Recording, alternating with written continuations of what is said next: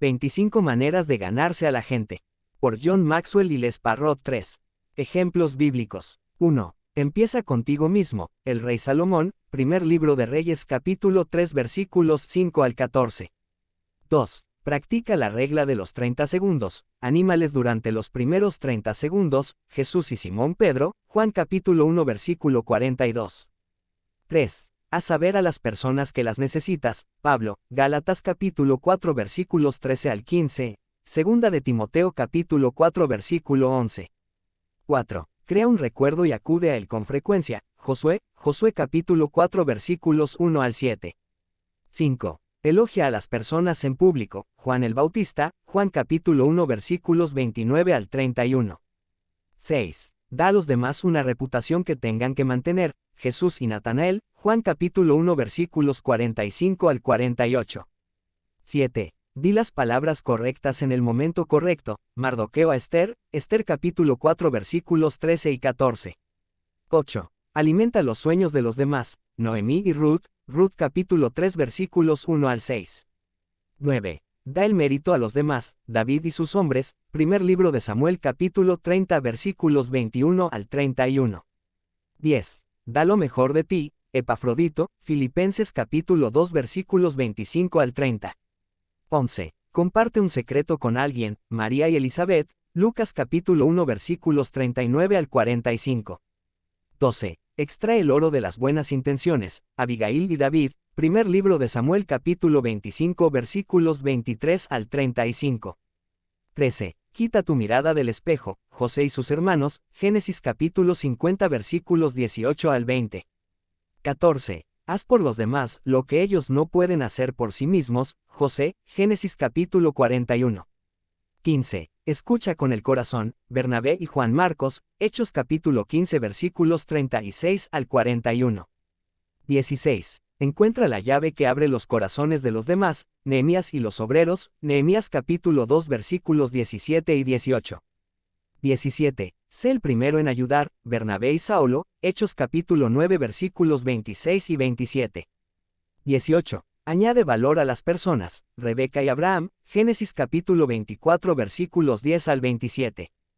19. Recuerda las historias de la gente. David, Jonatán y Mefiboset, primer libro de Samuel capítulo 9 versículos 1 al 13. 20. Comparte una buena historia. Pablo, Hechos capítulo 26 versículos 1 al 29. 21. Da sin condiciones. Jonatán, primer libro de Samuel capítulo 18 versículos 1 al 4. 22. Apréndete el nombre de tu cartero. Pablo, Romanos capítulo 16 versículo 3 al 15.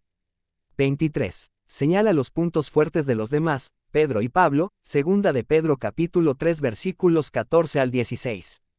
24. Escribe notas de estímulo. Pablo y sus epístolas, Filipenses, segunda de Timoteo. 25. Ayuda a las personas a triunfar. Débora y Barak, Jueces capítulo 4 versículos 4 y 5. Di las palabras correctas en el momento correcto. Esther capítulo 4 versículos 13 y 14, Mardoqueo y Esther. Mardoqueo era primo y mentor de la reina Esther. Durante el reinado de ella, Amán, el primer ministro, se volvió contra los hebreos. Fue un tiempo crucial en la historia judía. 1. El momento fue terrible. Amán planeaba acometer un genocidio contra los judíos. Los odiaba. De conseguir salirse con la suya, todos los hebreos en Persia morirían, incluida la reina Esther. Era un momento serio. Por lo tanto, las palabras de Mardoqueo fueron honestas. Hicieron que Esther despertara a la realidad. Debido a las circunstancias, Mardoqueo fue brutalmente honesto. Le definió la situación a Esther. Su claridad fue un intento de despertar a la ironía dentro de ella. 2. El asunto era de ámbito nacional. Mardoqueo informó a Esther 2 veces de que todos los judíos estaban en peligro. Esta era una crisis enorme, de ámbito nacional. Él quería asegurarse de que ella fuera consciente de lo importante que era este asunto. Por lo tanto, las palabras de Mardoqueo fueron personales. Encendieron un fuego en el corazón de Esther. Como el problema era tan grande, Mardoqueo sabía que sería fácil para Esther pensar que ella no podría hacer nada para marcar la diferencia. Él le habló a su corazón y ministró al verdadero yo de Esther. 3. La oportunidad era arriesgada. Esther le recordó a Mardoqueo que si entraba en la sala del trono del palacio, podría morir. Todo era demasiado arriesgado, ya que podría morir de ambas formas, actuando o no actuando. Por lo tanto, las palabras de Mardoqueo fueron valientes. Le dieron a Esther el valor para actuar. Reconociendo que sí existía un riesgo, Mardoqueo sabía que sus palabras tenían que ser osadas. Tuvo que llamar a Esther y ofrecer un reto que fuera acorde a la necesidad del momento. 4. La necesidad era confusa. Todo sucedió tan rápido, que fue difícil que Esther llegara a la conclusión de que debía actuar. ¿Acaso su posición de reina no le mantendría a salvo? Podría de igual modo Amán quitarle la vida. Por lo tanto, las palabras de Mardoqueo fueron visionarias. Le dieron a Esther perspectiva. En la confusión de ella, Mardoqueo sabía que tenía que darle a Esther un sentimiento de destino. Así, conectó este reto con su llamado divino en la vida. Le dio la perspectiva de Dios en medio de la crisis. Pregunta: ¿cómo sabemos de forma intuitiva qué decir y cuándo decirlo? Añade valor a las personas. Génesis capítulo 24 versículos 10 al 27. Rebeca y el siervo de Abraham. Abraham envió a su siervo a encontrar una esposa para su hijo Isaac. Era una tarea monumental. El siervo decidió escoger una mujer según este principio. Quería encontrar una mujer que le añadiera valor en su viaje. Tal mujer sería una buena compañera de vida para Isaac. Este se puede llamar el principio de Rebeca. Rebeca recorrió la milla extra. Su generosidad destaca claramente en marcado contraste con la actitud que prevalece hoy día. Su vida parecía decir: haré lo que me pidas, y después voy a hacer algo más. En la actualidad, la gente parece decir: voy a hacer lo menos posible que se requiera de mí, y voy a sacar lo máximo posible de esto. Para ser más como Rebeca, necesitamos recordar que no podemos ser generosos y legalistas al mismo tiempo. Ella hizo más de lo que se le pedía o se esperaba de ella. Su espíritu generoso era algo poco frecuente. Sus acciones eran opuestas a las de los fariseos, cuya religión se podía medir con una vara de medir. Al final, el legalismo siempre deja a la gente sintiéndose miserable, o se convierte en una arrogancia insoportable, o en una inseguridad incurable.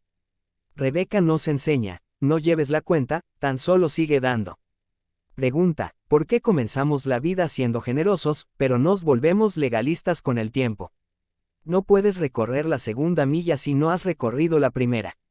Es fácil para la gente hablar de las cosas tan grandes y generosas que piensan hacer en el futuro, pero si no están siendo generosos con lo que tienen ahora, es poco probable que tengan un cambio repentino en el futuro. Rebeca comenzó su servicio haciendo primero lo que le pidieron. Solamente cuando terminó eso fue cuando se ocupó de los camellos. Rebeca nos enseña: nos convertiremos en lo que nos estamos convirtiendo ahora mismo.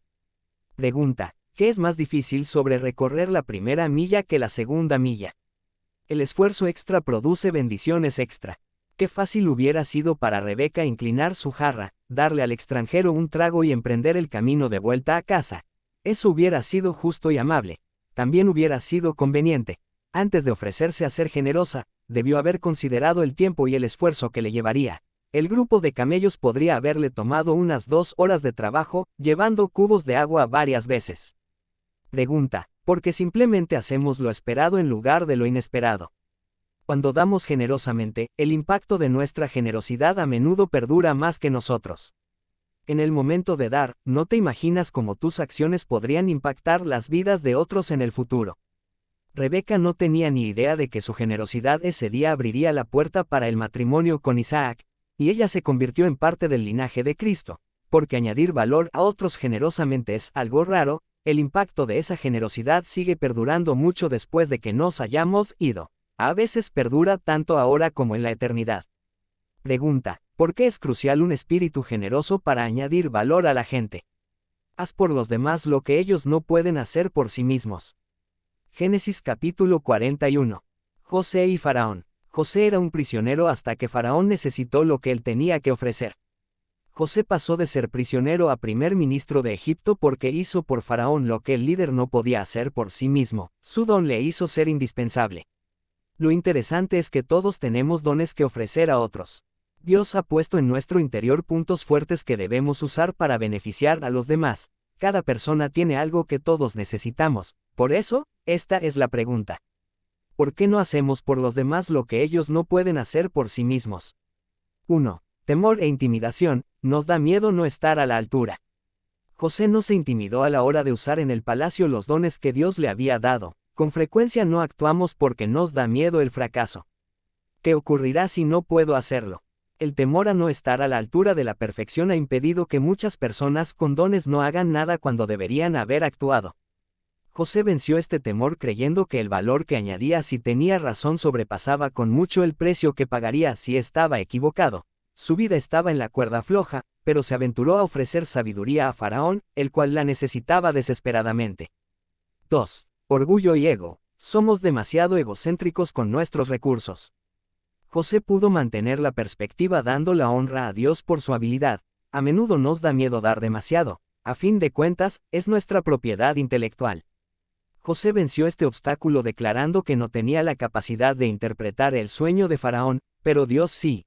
Era muy consciente de que este otorgamiento de poder realmente no era suyo. Él solo administraba un don de Dios, y debía usarlo para dar a conocer la fama de Dios. 3. Egoísmo con nuestro tiempo. Llevamos la cuenta de lo que damos. José ofreció un servicio relevante sin pedir pago o reconocimiento. Muchos de nosotros damos a los demás, pero con condiciones. Llevamos la cuenta durante el camino, y dejamos de dar en el momento en que sentimos que están abusando de nosotros. Somos personas ocupadas, demasiado ocupadas para ser generosas. Esta actitud limita nuestro valor porque nuestro enfoque está en lo que estamos dando, no en lo que la otra persona está obteniendo. José entregó su don sin pensar ni por un momento en pedir que le pagasen. A cambio, se sorprendió cuando le nombraron primer ministro de Egipto. 4. Mentalidad de escasez. Nos detenemos cuando hacemos lo mínimo por otros. José no solo diagnosticó el problema, sino que también prescribió la solución. A veces, cuando damos lo que otros necesitan, nos detenemos al hacer solamente lo que nos han pedido. No nos atrevemos a ser extravagantes. José sorprendió a todos cuando no solo dio una interpretación sobrenatural del sueño, sino también una solución para cómo manejar la situación. 5. Falta de visión. No vemos cómo nuestra acción podría marcar la diferencia. José vio la mano de Dios en el sueño de Faraón y en la importancia de su respuesta. Con demasiada frecuencia no hacemos más por otros porque no creemos que eso marcará la diferencia. Decimos que tan solo estamos añadiendo una gota en el cubo. José quizá no tenía ni idea de cuánto estaba cambiando la historia, pero es bueno que decidiera arriesgarse y ofrecer lo que tenía. Da lo mejor de ti. Filipenses capítulo 2 versículos 25 al 30. Epafrodito. Epafrodito sería considerado uno de los don nadie de la Escritura. Nunca escribió un libro de la Biblia, ni se le vuelve a mencionar en ningún lugar. Nunca se erigió una estatua en su honor y llegó a ser famoso por sus logros. Sin embargo, Pablo llamó a Epafrodito un héroe. En este pasaje, Pablo usa 5 términos para describirlo. 1. Un hermano. 2. Un colaborador. 3. Un compañero de milicia. 4. Un mensajero. 5. Un ministrador. Epafrodito tomó 4 decisiones que cada una de ellas le permitió dar lo mejor de sí. 1. Amaba a la gente. Pablo le llamó ministrador. Él los anhelaba. Versículo 26. Se sintió angustiado no por su propia enfermedad, sino porque los filipenses pudieran preocuparse por él cuando estaba enfermo. Pregunta. ¿Anhelas a la gente? 2. Asumía riesgos. Pablo le llamó compañero de milicia. Arriesgó su vida por Cristo. Versículo 30. Fue desde Filipos a Roma para ver a Pablo en la cárcel, y casi perdió su vida en el proceso. Pregunta. ¿Juegas a lo seguro? 3. Era un obrero incansable. Pablo le llamó colaborador, la palabra que usó Jesús en Mateo capítulo 9 versículo 37 cuando les describió como pocos. Lo único que sabemos de su enfermedad era que se debía a su duro trabajo por Cristo. Preguntas. ¿Trabajas incansablemente? 4. Era un siervo líder. Pablo le llamó administrador y mensajero, un siervo que es un líder. Fue un pionero. Hizo el trabajo que nadie quería hacer. Pablo dijo que tuvieran a personas como él en alta estima. Pregunta. ¿Lideras en algún área de servicio? ¿Sobresales?